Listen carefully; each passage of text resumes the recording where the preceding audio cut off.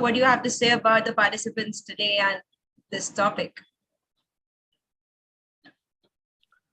Sarah, I don't want to steal the thunder. I just want to say that it's not about that Canada is an emerging destination. Canada has always been a great destination for students. Okay. It's always been. It's just that there are these semantics where students start looking at one country. Canada has been a very safe and very well-known destination, especially for Indians. So it'll be very interesting moderating the session today, right? Great. Yeah. Thank you so much. So as we have a lot of them joining in, I'll quickly begin with a round of introductions. First of all, a very warm welcome to everyone who's present here, and a very good evening from the entire Mindler team.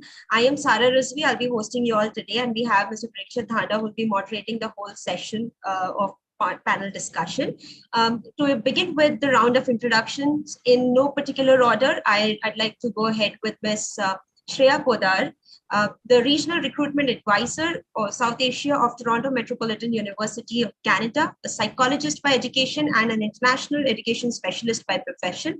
Shreya has over 10 years of varied work experience, including setting up and running a company, to working for various edtech startups, helping students make career choices, to even managing and strategizing outreach activities for international universities like USA, Canada, UK, and Australia in South Asia.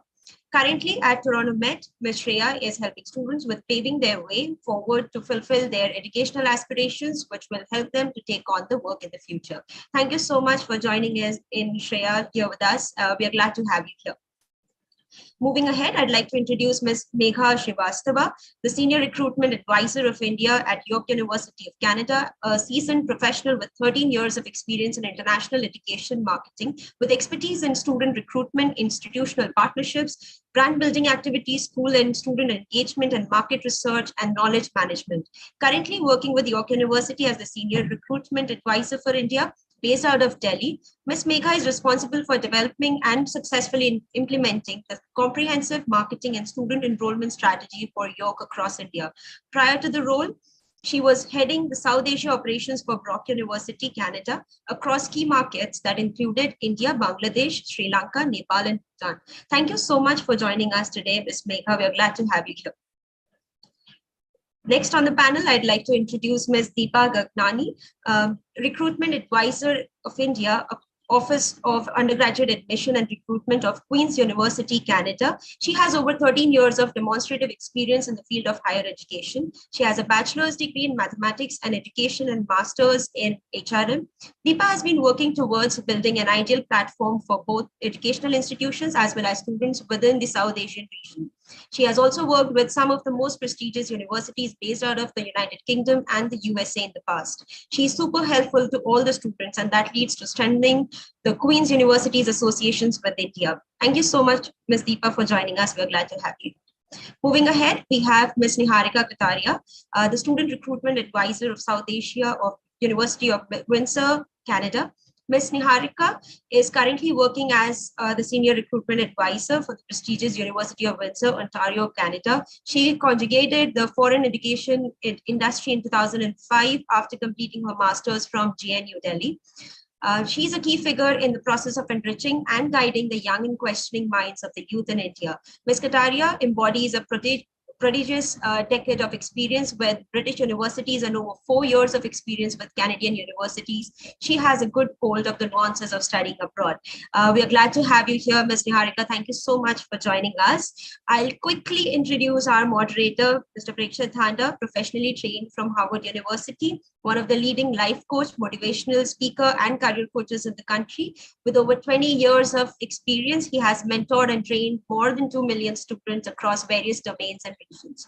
Mr. Dhanda is an accredited MBTI and FIRO practitioner and has blended the use of these instruments in training sessions for teachers, principals, and corporate executives. Over to you, Mr. Dhanda. Thank you so much, everyone, for joining in today. Thank you, Zara. And I welcome all my guests on behalf of Mindler and ICCC. Thank you so much for giving us your precious time. And of course, I'm 100% sure that there are hundreds of them who are listening to you right now. Just to share with you, they've been with us since 9 a.m. And there are various tracks that are happening. And now, of course, this will culminate with the panel discussion. Dear participants, as you're listening to us, and before we move on, and I would request my colleagues and panelists to kind of share their opening remarks. Before that, let me share, when we go to institutions across the country in India, I doubt if there is any school in the country where you will not find an aspirant for Canada. All right. It is a very, if I say students look at the first destination that they will talk about is US, UK, Canada. All right. And I'm not saying Australia and New Zealand will not surface, but Canada is almost like the top 3 talked about destinations for education as far as Indians are concerned. We spend a lot of time in UAE, and Mindler works with almost 27 institutions in UAE and about hundreds of them in India. And UAE is the same position. It's either they're looking at India as a destination, or otherwise it's US, UK, and Canada. So we have our guests here. And before we start the question round, let's start with your opening remarks. Niharika, we'll start with you, please. Thank you so much, Mr. Dhanda, and it's a pleasure to be a part of this prestigious panel, and I'm happy to see my colleagues again today.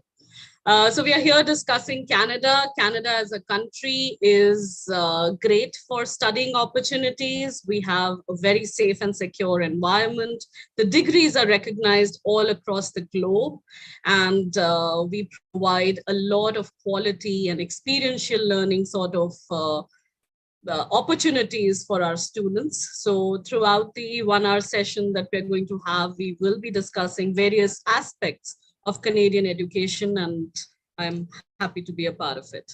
Thank you. Thank you. Shreya, your opening remarks, please. And then we'll move to Megha and then Deepa, please. Yeah, Shreya. Thanks a lot for having us. I think Niharika has summed it up really well. So I think I'm going to leave it more so to us, elaborating each of those points in the question, because I think if we all choose to talk about it, we'll probably sum up everything in the introduction itself. Okay, fair enough. Megha, any few lines from your side? Absolutely. So first of all, thank you so much for having us, and doing this on a Friday evening. This is a day when people are ready to kind of like wrap up the week and prepare their weekend plans. But I also feel that discussions like these are very important. So thank you once again to Mindler and to the ICCC, for giving us this platform, to both me and my colleagues, to come together and talk about the kind of opportunities that Canada provides to the international students. And Niharika's, like Shreya rightly said, Niharika has already kind of like outlined why Canada is so popular. So I completely agree with Shreya that let's take the session forward and talk more about it. Thank you. Thank you. Megha, you made a very interesting point that it's Friday. Most of us are thinking about wrapping the work and maybe, and have a nice weekend. But you know what? It's very surprising at times, because for me, I can only talk about myself. Of course, I won't talk about the organization. But you know what? For us, Friday, Saturday, Sunday, or 7 days, it's very strange that we don't understand this concept of a Saturday, Sunday, because I believe when your passion and your purpose, they are so intertwined, you just don't know. For us, a break is, this is like a Saturday evening chilling program for me. Okay, thank you. That was nice. Deepa, over to you, please. Absolutely. I think we have a very diverse audience present here today. Of course, counselors' work is round the clock, as you said, sir, and there are no Saturdays, there are no Sundays. We will try to address your, your needs, your requirements, and your, the kind of knowledge that you are trying to seek from this session. I believe we would be very happy to share information such as what a typical public university would be able to offer to an international student, to an Indian student, what our scholarship programs would look like, how the first year of an international student would be possibly if if they land into one of our campuses. So we'll try and address all of this today, and I look forward to the fruitful discussions. Thank you. I'll start with my first question. And so there is a lot that's being talked about that when you look at UK, or for example, Singapore for that matter, okay, though the important consideration is your academic scores. Then we move to UK. Again, along with academics, you're also looking at a little bit of profile. And then US is the only place, the most flexible system in the world where even if grades can be topsy-turvy, but a profile can win the day for you. So my question to Niharika, let's start with you. So how do we see student applications in Canadian universities? So can you talk about academics vis-a-vis extracurriculars? Can you throw more light on that, please? Sure.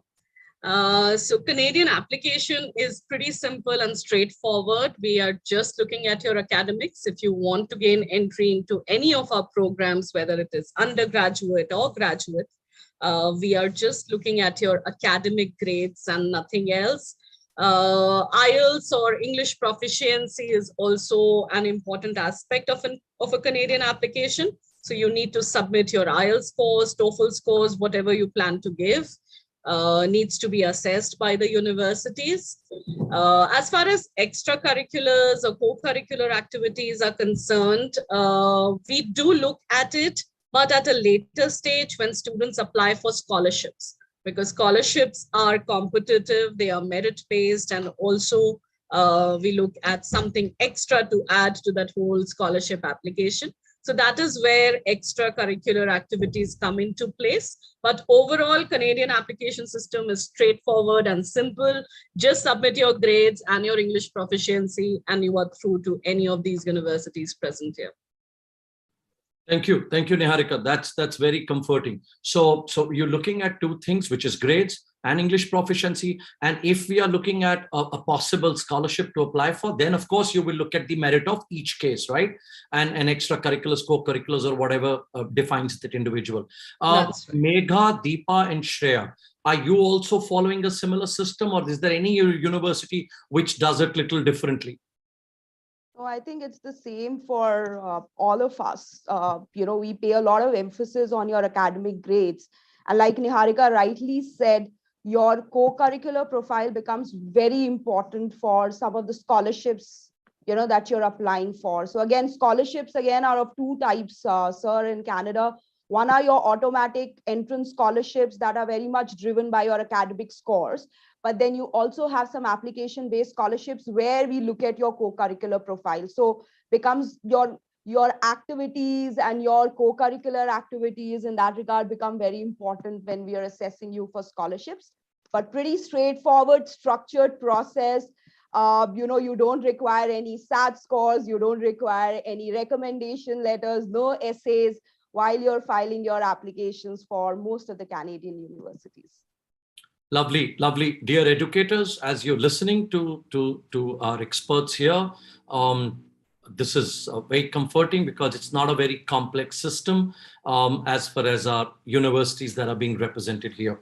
My next question is, just like in Indian universities, when a student walks into a university, studies there for whether a 3-year or a 4-year program, and then after that, there is an entire campus placement system or a career guidance system in order for switches or placement support and career progression and so on. So my question to you is, Deepa, let's start with you and then we'll move to Shreya and Megha, is how do Canadian universities support students in terms of career progression and success?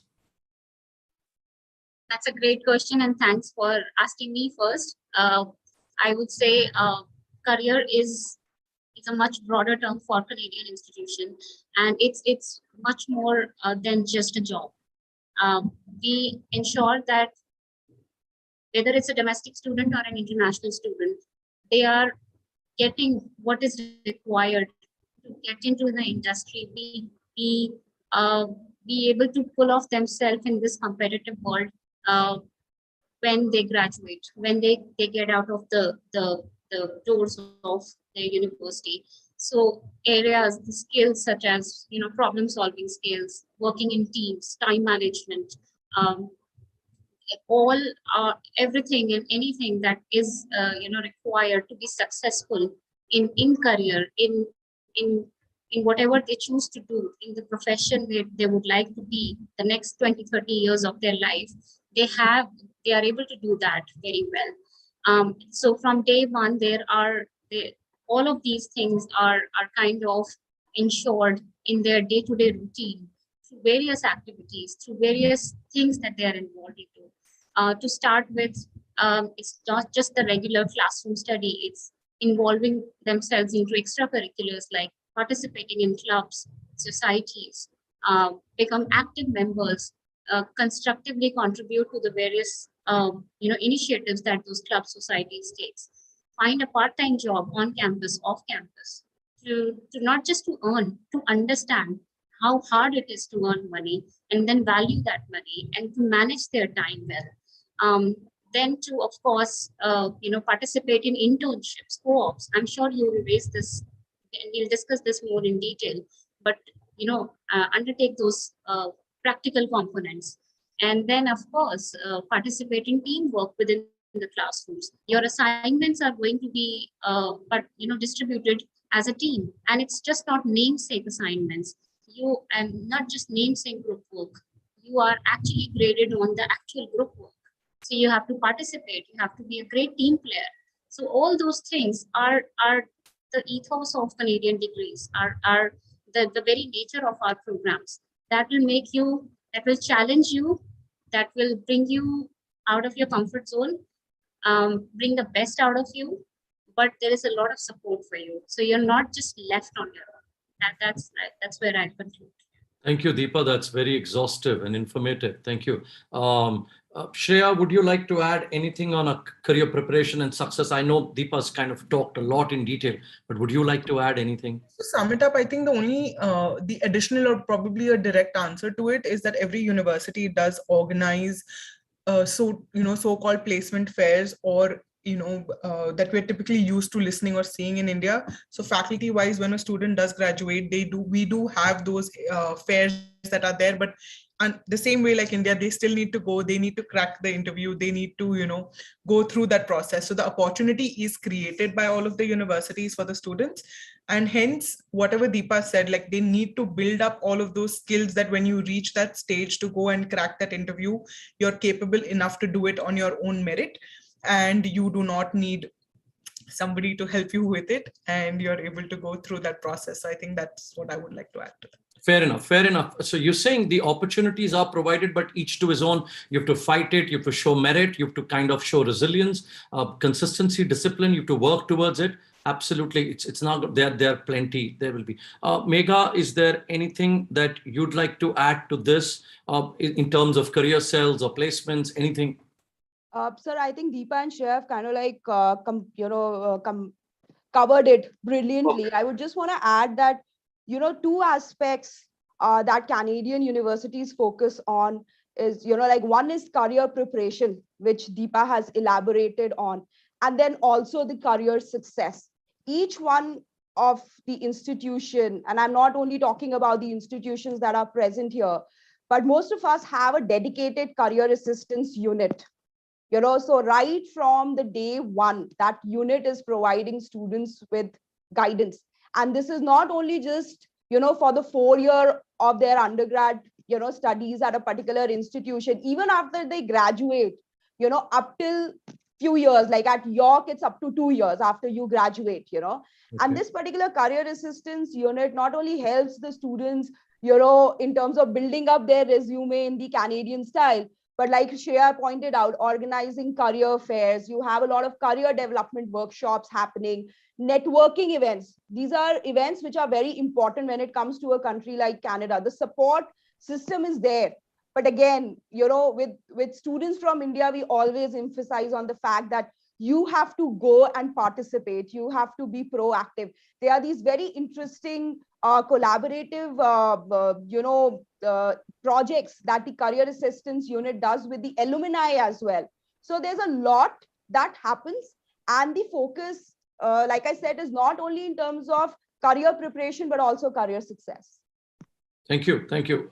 Fairly, very, very fair and well said that ultimately you can provide all the opportunities, but it's for the student to kind of avail. Niharika, Deepa talked about part-time jobs. And I believe that's like a big plus or a motivator for a student, especially from why only India, from I think anywhere across the world. So when we talk about availability of part-time jobs is another reason for students to flock to international students to look at Canada. So can you throw some light on what kind of part-time opportunities are provided by universities, please? Sure, I'll do that, Mr. Dhanda.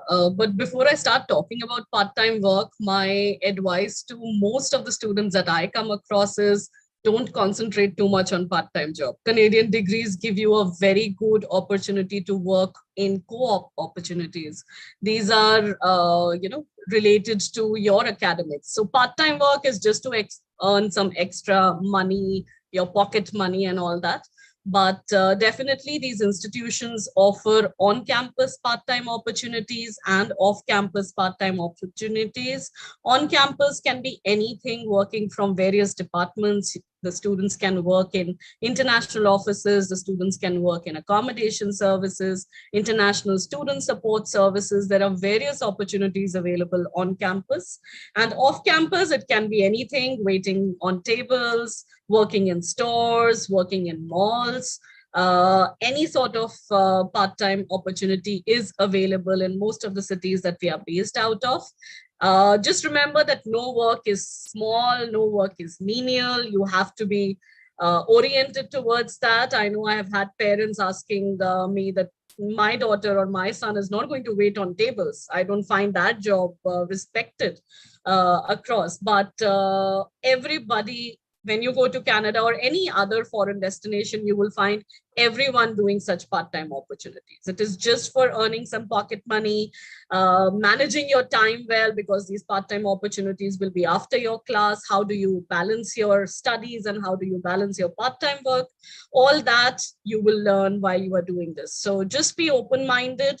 Just don't think that you have to work 20 hours a week.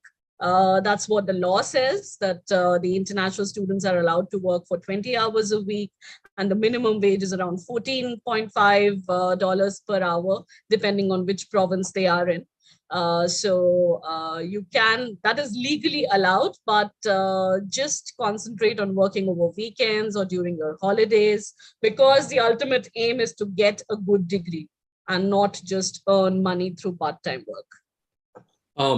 Thank you. So there is a, if you, dear educators, if you're listening to Niharika, she's saying, yes, it's so good to earn and learn, but what is the basic motivator? What was the trigger why I went to Canada? It's earning is later, first is to learn. So education has to be the main trigger, main motivator. That's fun. And there is a subtle thing like nothing at the cost of education, skill building, right? Thank you. Thank you so much, Niharika. You also touched upon co-op programs. Now, who would want to take the lead here? Niharika has already shared. Megha, Deepa, Shreya, whoever wants to. Can you explain what is co-op for the entire audience here? Can you throw some light on this, please? I'll go ahead with it. Right, please. So I think the best way to differentiate a co-op from an internship is that a co-op is always paid.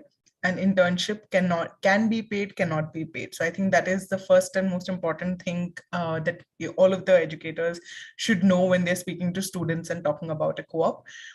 And the beauty of a co-op is that it's a deep dive into the career of your study. So you are not doing a random, so to speak, office or a clerical or a desk job. You are, doing a job in your area of study, understanding what the nuances of it or working in that industry feels like. So you have that benefit, and every university structure of a co-op will be different in terms of when it is offered, the duration of it, and all of that. but you will still have the idea of, sometimes we go into a career thinking that this is what I want to do, and it'll be so fascinating to kind of, graduate with it. That when you have to pick for example, let's say a student is thinking between, taking computer science, and they have to decide between AI and data science. In their head, they think AI is really cool, and that's what I want to do. And when they actually do the job, they realize, and they will get to have a look and feel of both of it. So that's when maybe they'll realize that, okay, I don't think AI is my scene. I'm actually enjoying, and I excel better at data science.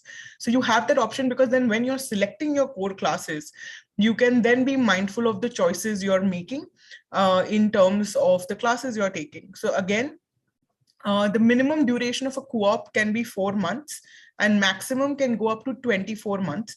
So it will always depend from university to university. And also the other thing is the year or the duration the student is doing a co-op, they do not pay tuition fees for that semester or for that term. They get paid for it. So you are still paying for the 4 years of education that you are studying, but for your co-op term, whatever the duration is, you will get paid for it. It is a little bit more, the minimum wage is higher than your part-time jobs, because it's a full-time job that you're doing. So you do not take any academic classes during that time. So you work full-time 40 hours a week. So I think that is how I would like to put through co-op. If I'm missing something. Lovely, lovely. Anyone who'd like to add to, like, for example, what Shreya explained, of course, the minimum and the maximum duration. It is like you've done your, you picked up your major, and now you want to actually go and look at on-job training, right? I mean, or like practical exposure within that major or around, and then you figure out, and this is like a full-fledged work, and you get to know how does it sound, we looking at the fitment also. Deepa, Niharika, Megha, anything that you'd like to add to co-op, please? Deepa, you want to go ahead? I saw you unmuting. I was just adding one slight bit to it, that no matter what degree you pursue, co-op or / internship is gonna be most likely coming your way, because unlike other destinations like US, where the whole experiential learning bit or the practical component is attached mostly to the STEM degrees. In case of Canada, even if you're studying literature, you will get an opportunity to attend an internship or a co-op related. This could be different in different universities, but something would come your way. It will be related to pure sciences. We'll have co-ops related to even social sciences, English literature, as I mentioned before. So that is one way Canada remains very unique, and we are the what you call the originators of co-ops, and that's where our degrees are very practical in nature, and that's the reason you already know what your areas of career could be after graduating. So we might think that economics may lead to high chances may lead to an academic career, but you'll never know that you have an opportunity to work in a lifestyle industry or in healthcare. So we're talking about transferable skills through these co-ops / internships. Thank you, Deepa. That was really nice. Megha, your bit, please. Sir, I just wanted to add one point, because this is something that, all 4 of us, also face. So we are talking about co-ops, we are talking about internships. These are both, types of experiential learning opportunities, that are integrated, within the curriculum of Canadian universities. Now, I would just want to highlight the point that every experiential learning opportunity is important. So for example, if your program doesn't have co-op, like Deepa said, it would have an internship. If it would not have an internship, it might have a placement. If it doesn't have that, there would be other ways wherein, you would have some hands-on learning experiences, in the program itself. So most of the time we see that students feel very disappointed if the program doesn't have co-op. Not all programs at all Canadian universities are going to have co-op. So don't feel dejected or disappointed, because there are other avenues as well. The objective is to, gather relevant work experience, which you can gather through the range of experiential learning opportunities that are there. The objective is to build up your professional network. That again, the career connected education aspect of Canadian institution covers. So I just wanted to bring about that point, because we've also seen students changing their program options, switching universities because this particular program doesn't have co-op. So it's very important for us to understand what is co-op, and the fact that if you don't have it, there are other ways to complement your education and involve that academic that experiential learning component into it. So just wanted to add that. No, thanks for the clarification there. One request to Niharika, yeah, please go ahead. I just wanted to take some discussion further about co-ops. Is that what, like Megha pointed out, there is a lot of flexibility. I mean, it's not hard and fast that you have to start doing your co-ops from the second year. You can sit down with an academic advisor and map your studies in a way that you don't feel pressurized. I know it's a full-time opportunity to work with the industry partner, but there is a lot of flexibility. If you don't feel comfortable, you can do it at the end of all your academic terms. You can sandwich it in between 2 academic terms, or you can finish your academic terms for the year and then do the co-op opportunity. So the Canadian university or Canadian education system provides you with a lot of flexibility. So don't feel pressurized. Just sit down with an academic advisor, with your career advisor, and plan your co-ops in a way that you could reap the most amount of benefits through it. Thank you. Thank you. That's very heartening to know about the flexibility part there. Just one request to all my guests here. There are few questions that are being asked here and there. Please feel free to answer any one of them at any point of time. Okay. You want to directly just take up any question. Please feel free. Also, at any point of time, if you want to leave your coordinates or your email IDs, you could just mark everyone in the chat, and you could share. If there is any one of our educator who's interested in connecting with our guests, please feel free to write to them individually. All right. Since we are talking about Sahil, PR of Canada, don't worry, we'll look at it another time, right? Today we are just looking at does anyone wants to take up this question? I mean, what is the best time to apply to Canadian universities? Anyone who wants to go ahead, please? Sure. I think it really depends on the program you want to do. So the best time, if you ask us, I think all 4 of us will probably say after grade 12, because we all specifically look at undergraduate recruitment.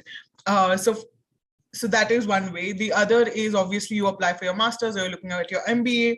So the only thing, I think it's not going to be a one size fits all. It's going to be your own personal needs and which way you're seeing yourself go. And the only thing I want to say with when you do an undergraduate program anywhere abroad is that you get into the system early on. So it kind of helps you get used to the system and become a part of it, because you have that longer period duration of, doing a little bit of your mistakes and figuring yourself out and the system out, and you have that luxury of time, as versus when you go for your master's, it would either be between 1 to 2 years. So at that time, you really don't have that much scope of like exploring anything. You're going in, doing your studying, and then you're just like ready looking for a job, and then everything, like your world is very different. So that I think is my take on like when whenever students or parents ask me like, we'll then just send them for masters. Having studied abroad internationally and like gone through that experience, it's from my understanding and my experience that I speak. But yeah, I don't think there is a right or wrong answer. It's a personal preference. Totally. Nandini, to your question, masters or undergrad, which you think recommend for Indian student, there is no one answer, right? I mean, having worked with millions of students in last almost 20, 25 years, I can tell you, There are students who say we are ready for undergrad study, and they're all over the world. And there are people, so it depends upon so many things. It's about the financial construct of the family. It's about the maturity of the student. It's about clarity, thought provoke. There's so many things about how are you in a position to manage yourself. Then next is what kind of masters are you looking at? What kind of country switches? Where do you want to work? So there are just so many parameters before you get into what is right, what is wrong, and each to his own. Okay, my another question to let's start with Deepa, if you want to take it up, is like, can you throw some light on scholarships and financial aid for international students in Canada? I'd like if all of you could kind of just quickly share your inputs, please. Yeah, Deepa. So, Prakshit, should we share scholarship information about our institution individually? Yes. Or It will be great. Okay. It will be great if you guys can tell us something about your university that you represent.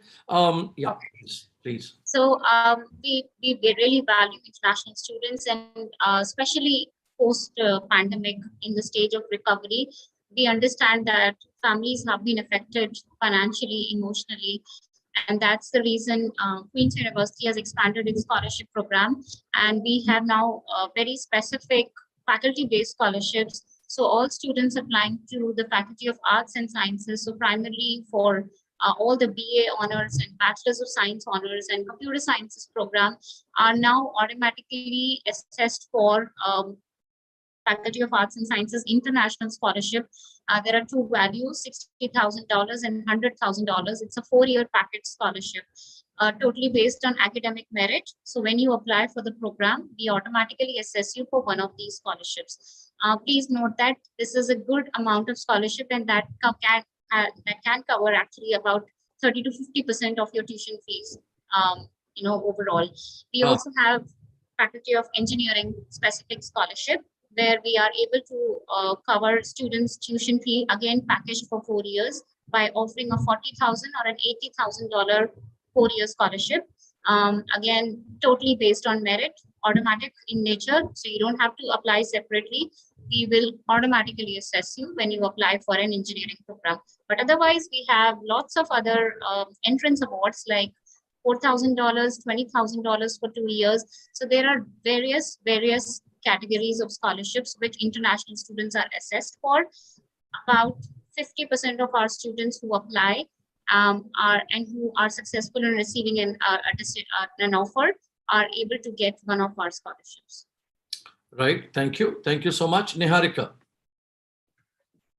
The University of Windsor specifically has invested around 11 million Canadian dollars in terms of giving scholarships to our international students. So as Deepa pointed out, there are different types of scholarships. Some are merit-based, as Megha pointed out earlier. Some are automatic.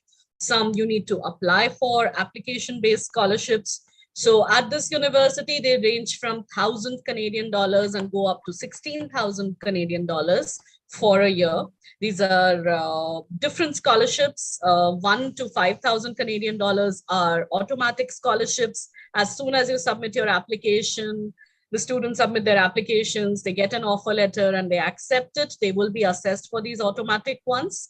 But the application-based ones for the 10,000, the Dean's Excellence one, or the Presidential Scholarship for 16,000, these are competitive. These are open to all international students. So you will have to apply. 70% weightage will be given to your marks and the remaining 30% to your extracurriculars, any voluntary work that you have done, any international conferences you have attended, all that comes into picture when you are applying for the higher amount of scholarships. Because we want you to, earn that scholarship, not just get it automatically.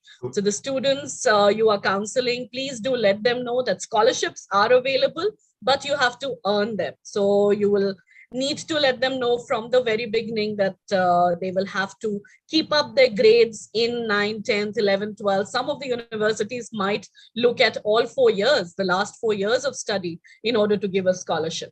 So keep that in mind while sitting down with a student and letting them know about these opportunities. I can also see a lot of questions about masters and PhD level scholarships. So I'm just taking the liberty, sir, to let them know that the PhD or the research oriented funding or scholarships are all dependent on the faculty, the supervisor, the amount of funding that they get from the government, from the provincial government.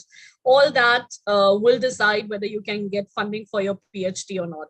Master's level, again, the scholarships would be competitive. So you will have to apply for them. These are not automatic. You will have to apply for these scholarships.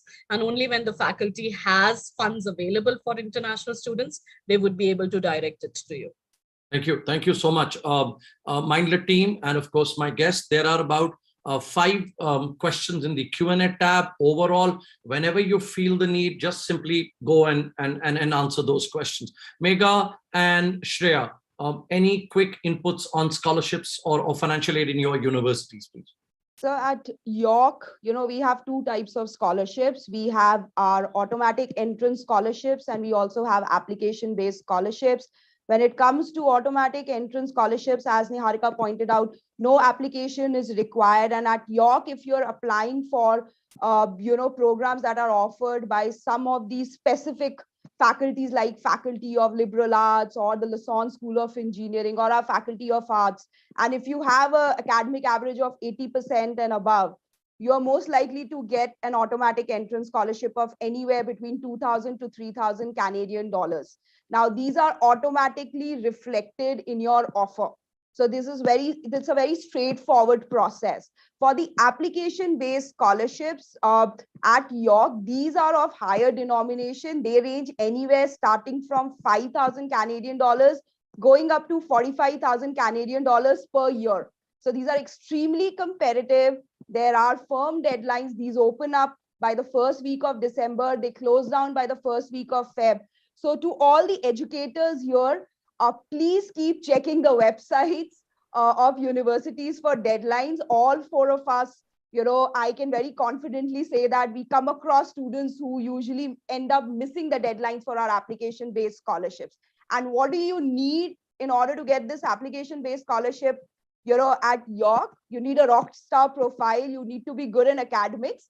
But at the same time, you're going to be paying a lot of attention to your co-curricular profile. You need strong reference letters. So again, like Niharika pointed out, extremely competitive. We want you to earn it, but then there are opportunities, available. Thank you. Thank you. Shreya, any quick input from your side? So quickly, we do have only academic-based scholarships. So the highest can go up to $40,000 across the 4 years, which are for international students. There is international student scholarships, which range from 5,000 onwards. There's faculty-based scholarships available, which students can apply for every year. So it doesn't have to be that only in your first year you're doing so. And apart from that, we do India specific, like we would do like an entrepreneurship contest or something of that sort, which is over and above. So students can participate and get like an additional 2,500 upward scholarship on that as well. Thank you. Thank you so much. Dear educators, if you're listening to them, this is another comforting area that I mean, scholarships, they look quite substantial. I mean, if the students have merit, why not, right? Why not? That's there. Okay, quick questions now. Niharika, I'm again starting from you. How about different types of accommodation? Like, from accommodation to the kind of extreme weather that Canada, I mean, students talk about. So let's start with first the accommodation. Can you give us quick inputs on that, please? Sure. So University of Windsor has 3 different kinds of residential halls that the students can apply for, staying in. At the undergrad level, we guarantee accommodation to our. So in case the students are applying for an undergraduate program, we will definitely try and accommodate you in our accommodations that are available on campus. It's an application-based process. You can sit down with a student, go through the university's website, the residence part of it. There are different types of rooms. There are different types of facilities available. Some of them may be single occupancy. Some of them would be double occupancy. You can opt for a meal plan also. So there are various options depending on the preferences and the finances of the student. You can guide them and counsel them about them. And just remember that whenever you're applying for residence, you will need to follow a deadline. So there are application deadlines for on-campus accommodation. We need to have all the applications in before that deadline so that we are able to allot each of the international students a room in our residences. Thank you. Shreya, how would you talk about when students have concern about extreme weather in Canada? Any inputs on that? Just one thing I want to add about housing is that it's not mandatory to stay on campus in Canada, even at the undergraduate level. So they can choose to stay off campus, just putting it out there. Weather, yes, it is cold. We cannot do anything about that, but it is fun in the sense if they, kind of participate in it, and in the classrooms and your dorms and everything is very well insulated. I guarantee you and promise you that you're not going to be sitting with more than a t-shirt when you're sitting in a classroom, because it's really, really hot and well insulated. So when you're outside, but that is even in India, depending on which part of India you are in, it does get cold and you will have to cover yourself up. So yes, it is cold and it is colder than usual, but it is about getting acclimated to it and imbibing it and enjoying it. But there's nothing that can change about it. It is what it is, but yes. Thank you. I think the first winters are tough. Yeah, after that, the students tough, will have a good time. Yeah, then it's baptism through fire. Deepa, if there is a question, I'm just picking up one question. Could you please share something about safety and security for international students? How would you react to that? Respond to that? I don't think any of us have to really say about the safety and security. For example, we don't have any police deployed on our campuses. Okay. So the fact that we are, have you ever heard of a news in Canada? Rarely that, God forbid, no shootouts. So I feel Canadian campuses are extremely safe and secure. As a country, there are strict laws in place for most of the illegal activities are in control and in check. Students, of course, they, our universities are work hard, party hard, sort of a, mandate, but I don't see any issue. In fact, all of us have been counseling students for Canadian higher ed, and we are counseling 18-year-olds and their families. And for some reason, safety has never been a concern for any of our families. That's what 80 to 90% of parents and students that we deal with, they've never asked about safety and security, but there was a question, so I just thought maybe let you respond to that. Rest assured, there is nothing to worry about wherever you go, be it a big city or a small town or a university town. Places are extremely safe in Canada. I believe the fact that Canadian government issues over 1 lakh student visas in a year stamps the fact that it's a safe place to be. Thank you. Niharika, you wanted to come in.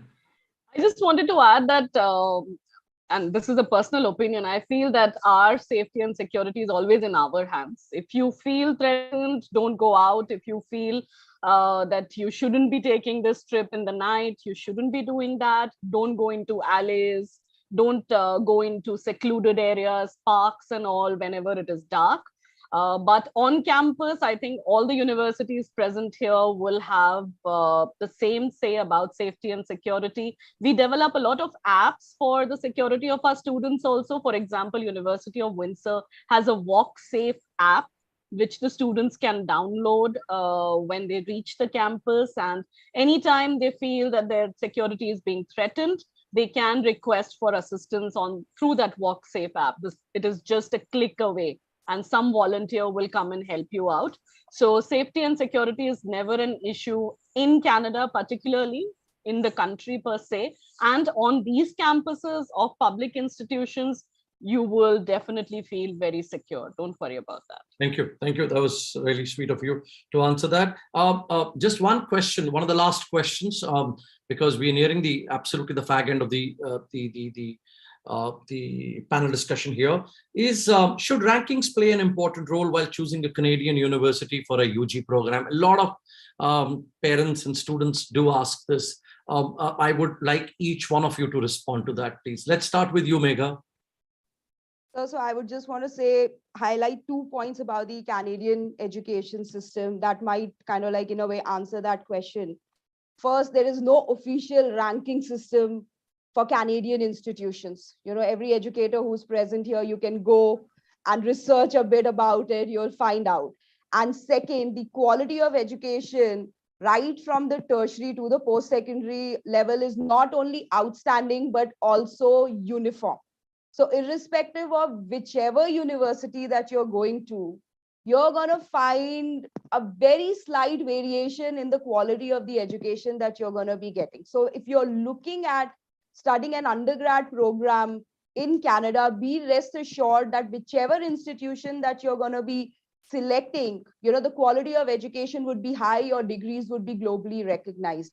Instead of focusing on rankings of Canadian institutions, I think you should focus more in terms of the program that you want to do. The other factor could be that which location I would want to study. Sometimes the decisions are also driven by budgets, because I've been an international student myself. I remember the main criteria for us was the budget, you know, so maybe I wanted to go to a different destination, but then, you know, we had budget restrictions. So again, budget comes into consideration. And the best thing, sir, about Canadian education is that there is this range that's available, like the wide range of institutions that's available. So you're going to find a program of your choice in an institution which would be the right fit for you in terms of the program, in terms of the budget.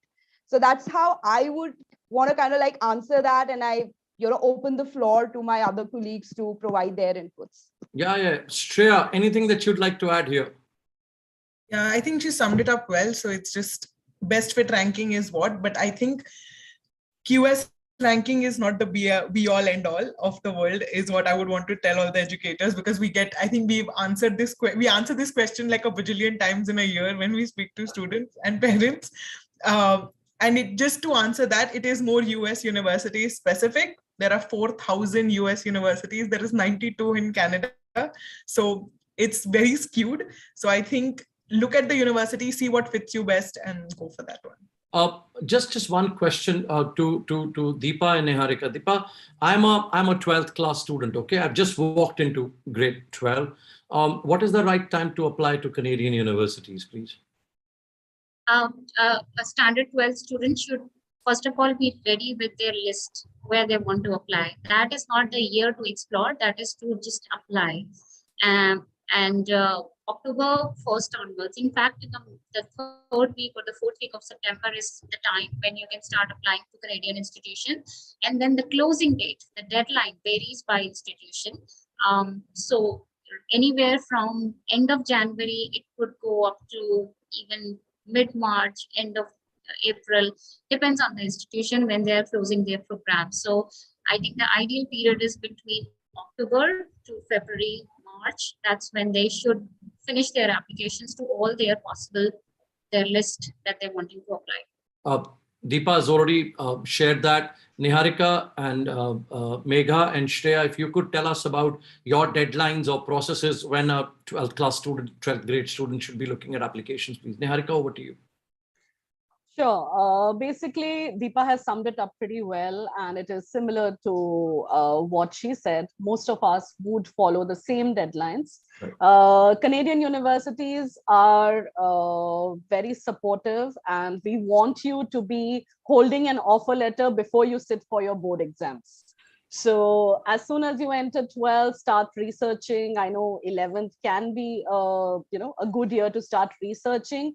By the time you reach 12th, you should have the list ready, as Deepa mentioned, and apply as soon as the applications open up. We have a common app for Ontario-based universities. So there is OUAC, and you can apply to 3 to 4 different universities in one single application. So use that to apply to any one of us present here. And the application deadlines will vary from institution to institution, but you will have your offer letter even before the tension for your board exams start. Thank you. Thank you so much. I'll just leave, come back to all of you before we say goodbye to our participants. My last, this thing will be Niharika, Deepa, Megha, and Shreya. Is there anything that you would want to share as your closing remarks with our educators here? Anything that you'd like to talk about? Anything that we haven't talked about right now? Over to you. Megha, anything that you'd like to share, please? I think so. We've kind of like covered most of the aspects of Canadian education. And, all of us have been collaborating and doing these sessions. And, if you ask us to speak about Canadian education, why Canada or our respective institutions, we'll go on for hours. So I think we've covered the most important elements. And in case if there are any further questions that come up, everyone is most welcome to reach out to us. We leave our coordinates here, and feel free to connect with us through the email or over the LinkedIn for any kind of further queries that are there. Thank you, Megha. Have you all shared your coordinates here? Your email IDs is all given here on the platform? We'll just do that. Yeah. Oh, perfect. Oh, yes, we have Shreya's here. So thank you so much. It's been quite an energetic session, and I'm 100% sure our educators would have taken not only the point of view but also understood. And I think we've answered quite a bit. Okay, Sarah, I mean, we still have 2 minutes to go, and we've covered so much. Thanks to our esteemed guests here. I once again, Shreya, Megha, Deepa, Niharika, thank you so much for being here. And Megha represents York University here. Deepa is from Queens. Niharika is from Windsor. And Shreya is from Toronto Metropolitan University. Thank you so much for being with us. And thank you. Thank you once again. And thank you to our educators who've been with us. Sarah, over to you. Thank you so much. Thank you, Parikshit sir. Thank you all the panelists for your wonderful insights on the topic. I'm sure everyone has lots of things to take away from the session. And thank you, dear participants, for keeping up with us throughout the day, and also those who have joined for this particular session. We'll be seeing you all tomorrow for the day 2 of the foundation level. Nonetheless, it was a great day. Thank you so much, everyone, for joining in. And dear guests, please also take pride in the fact, you can see on the extreme right, there are hundreds of them who are still listening to you. Even when we've said bye-bye, they are still hooked on to the program. So thank you so much. It was really very informative. Thank you. Thank you. Bye-bye. Have a great evening. Thank you for having us. Thank you.